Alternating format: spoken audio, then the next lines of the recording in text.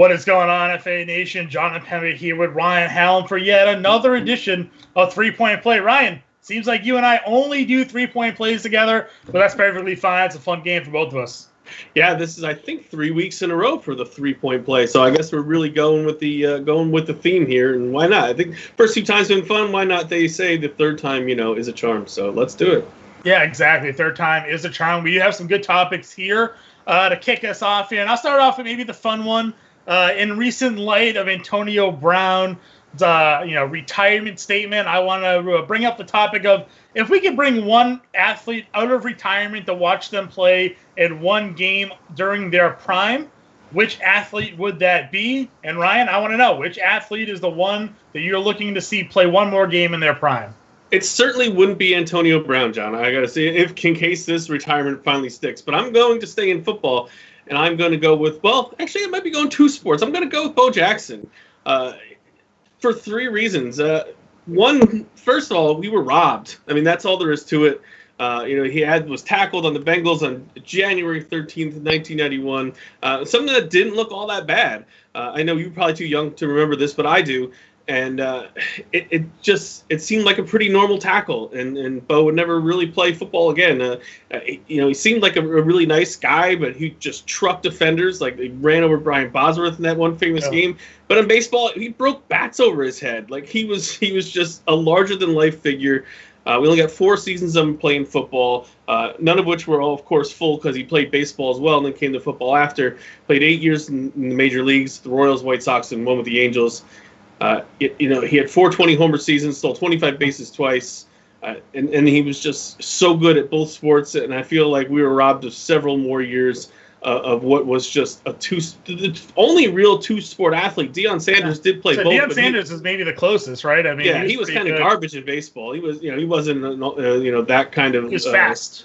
Yeah, was he part of that Braves World Series team? Or he was. Yep, and he was a very good outfielder. He was very fast, obviously, but he was not Bo Jackson. So Bo Jackson, I feel like we lost out on more from him from what we could have seen. If he was playing now, Tua pretty much had a similar injury. And he's probably not even going to miss, an entire year, and we lost out on Bo Jackson. So my number 1 reason is we were robbed. My number 2, we just touched on it a second ago. He was an all-star in both sports. In 1989, he made the Major League Baseball All-Star game. He led off the game with a home run. He made a great defensive play in the first inning, stole a base, and he was the MVP of the game. The home run he hit was 458 feet. It was a monumental blast to dead center field. It's just one of the farthest baseballs I had seen hit at that time. And then 1990, he was, in the Pro Bowl. So he was an all-star in 2 different sports in 2 different years. That 1990 season in the NFL, 698 yards and 5 touchdowns in 10 games. Again, because it's shortened because he played baseball. So that he was an all-star in both sports was 2. And number 3, he was. I don't want to say the first because he's definitely not, but he was among one of the leading sports personalities. He was a larger than life guy, like I said. Right. He was just big and strong. He had a lot of deals with Nike. They had the Bonos, commercials with Bo Diddley. Bo knows this and Bo knows that, and then Tecmo Bowl. Forget about it. I was gonna say, do you think he's maybe the best video game athlete? Of all video game generations? I know there's Jeremy Roenick and NHL 94 is another legendary one, but Bo Jackson, Tecmo Bowl is widely considered one of the most dominant video game athletes there are. Yeah, he was so ridiculous how you couldn't tackle him. People would just run backwards, let the defense come towards you, and then you would just run away from them. The defenders would bounce off you. You couldn't tackle the guy. So he was one of the first of real personalities or, guys who were a little bit above the game, were able to sell products. Obviously, Michael Jordan, that kind of thing. But Bo Jackson was that kind of thing for baseball and football. So for being robbed for his injuries, an all-star in both sports, and all of his endorsement deals and everything else, I'm going with Bo Jackson. Bo Jackson's a pretty good one. For myself, I'm actually going to go with Iron Mike Tyson. I am a huge combat sports fan. I love UFC. I grew up watching boxing. Me and my dad would watch the HBO boxing cards and whatnot. But Mike Tyson, for as great as he was during my, basically lifetime, has only been a 500 boxer during his career. I actually remember going to my grandparents' house and watching the Peter McNeely fight. But that was back in 1995, so I was like 7 at that time. And after that, it's pretty much a downhill trend for him. A bunch of DQs, a bunch of losses. He had the whole Holyfield thing happen to himself just a year later, and that was it for Iron Mike. But I mean, point number one. That man was probably the most feared boxer of his generation by far. His legend and lore still continues today. So being able to just have somebody at the height of their magnitude, the height of their sport, like that in such a vicious fashion that boxing could be to me is just utter appealing. So being able to see Mike Tyson in his prime is the way to go. Number two, the fights ended so quickly. That you didn't really have an opportunity to get in your seat half the time. So just like the allure and the experience of being able to witness a Mike Tyson fight, I think maybe most recently you could sort of liken it to maybe a Floyd Mayweather fight or a Conor McGregor fight for those in MMA. Just the type of atmosphere created around Mike Tyson fights were just tremendous. And number three, again, there really hasn't been another dominant fighter in boxing after. Now, there have been champions,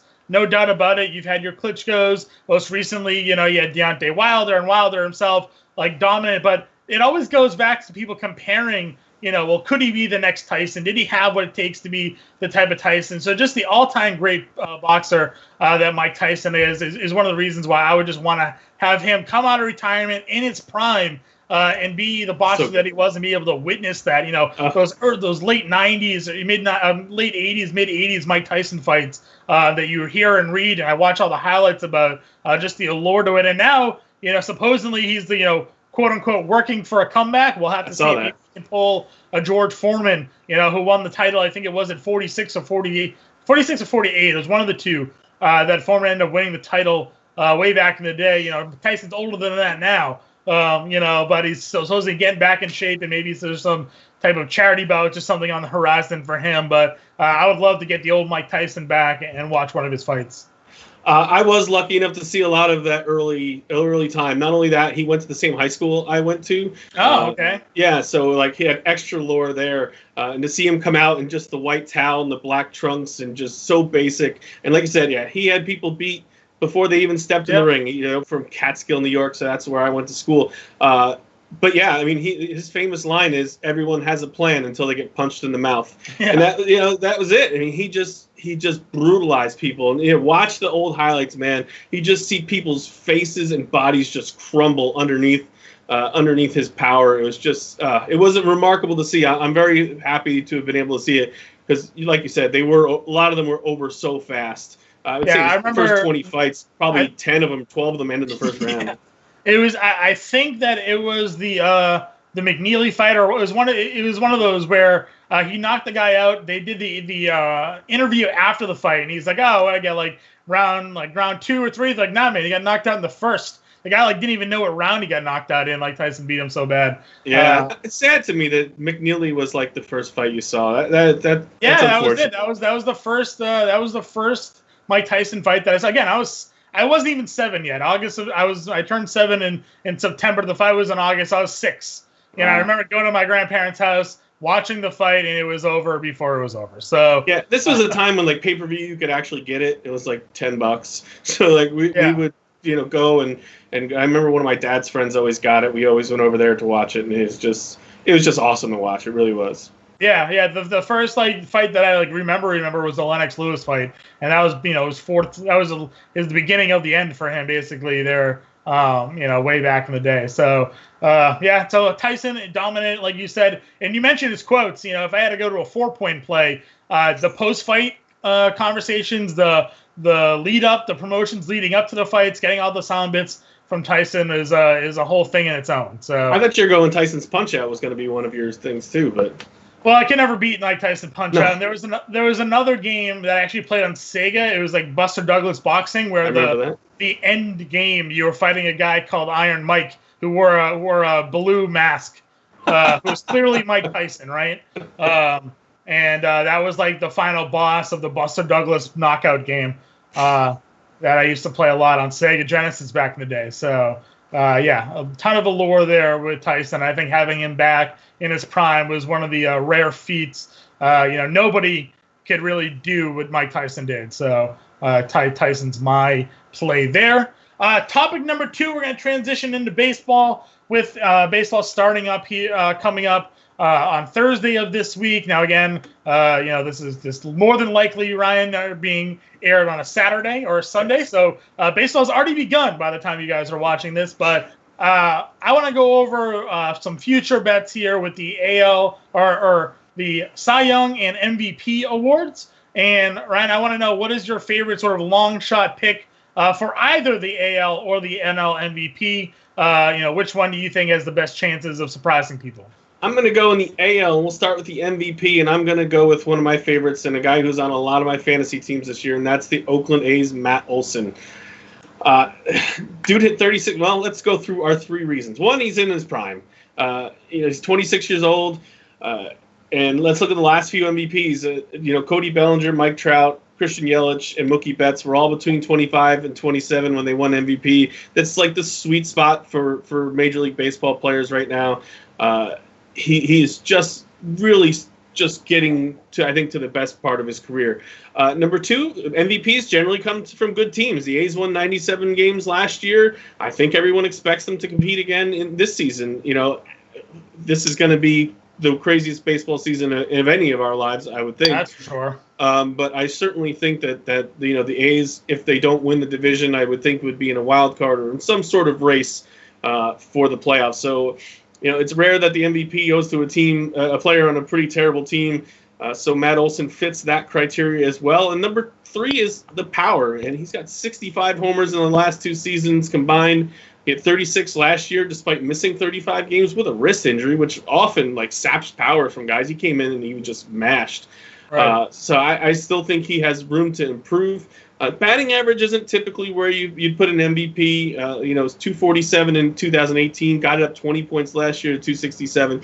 So he's going to have to work on that a little bit if he's going to be an MVP. But certainly the power at first base is certainly something that could put him in the MVP of guys that you're not expecting. He's not a top 5 candidate for the award. Try to go a little bit deeper. I don't have the odds right in front of me. I don't know if you do. But between Olson? Matt Olson, I think I saw him. Where is it? I definitely just had it pulled up here myself. American League MVP. He was plus 5,000 to win the MVP. Looking at Bet Online, so long odds to win the MVP compared to Mike Trout, who's at plus 140. So there you go. So on a winning team in his prime and power at the first base spot, I think he's a pretty good long shot for the MVP this year. Yeah, I like Matt Olson a lot. There's a lot of power upside in that A's lineup. For me, I'm going to go with my long shot pick as well and actually stick in the American League. My current odds for Eloy Jimenez is my pick here. He was currently looking... I think he was in the same range as Olson. He was also plus 5,000 on Bet Online for the ML and AL MVP here, coming off a rookie year. And that's where I'm going to start off. Number 1, last season, he was the number 3 ranked prospect heading into the year. And he came through in a huge way. You talk about power, 122 games last year with the White Sox, hit 31 home runs during that time. As a rookie, hitting 267, still not that bad. Typically you think these rookies are big strikeout-happy guys. Maybe they don't always hit for a high batting average. But we're talking about a guy that has light tower power here in Eloy Jimenez, one of the top prospects in the game, coming into a year 2 after he flourished in year 1.